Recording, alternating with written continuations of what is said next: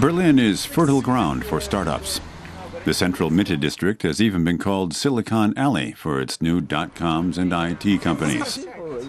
These 7 team members communicate in English, on the job and on their breaks.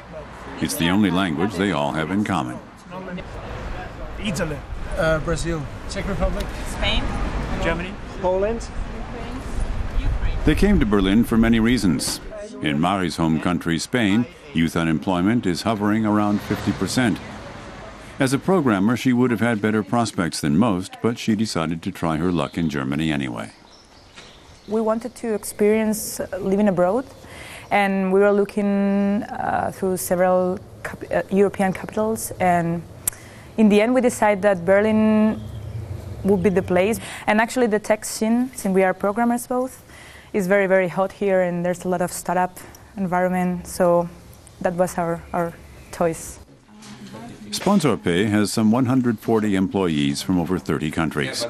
The multinational mix was intended from the start. Their prospective customers are scattered around the world, as are well-trained software developers and marketing specialists.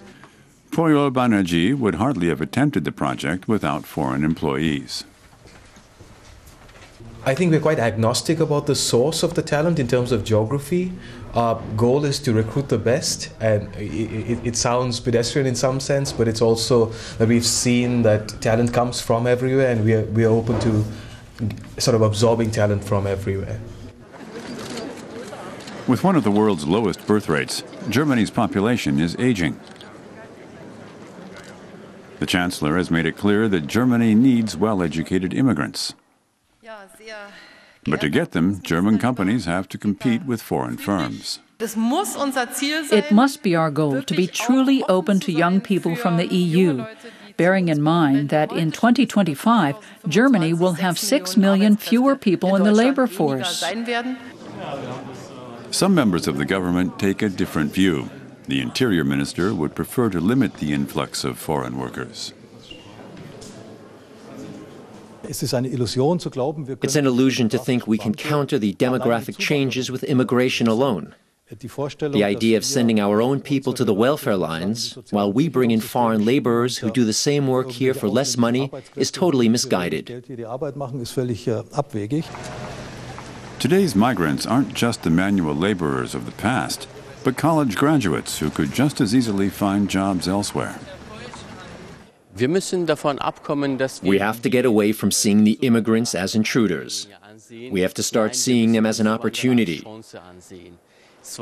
And secondly, we have to create the conditions for immigrants to feel like they're part of this society. So we shouldn't be constantly talking about us and the others. Mari found a job right away, with the help of a friend. She took care of everything herself: language courses, finding an apartment, the whole bureaucracy. I didn't find any really official things about settlement or things like that. I wasn't looking for that because at first I didn't need that much. I mean, we're like being from the European Union is pretty easy to establish here. Yeah. Spokesperson took care of the formalities for its workers. Poyol came from India. It took him some 12 weeks to get his work permit. There are a lot of processes that are almost impossible to go through unless you have a German holding your hand through those processes. So we do have a very endearing HR department who are very kind to help us through a lot of these processes. One obstacle is the language. Forms are often only in German, and immigration officials tend to stick to German as well.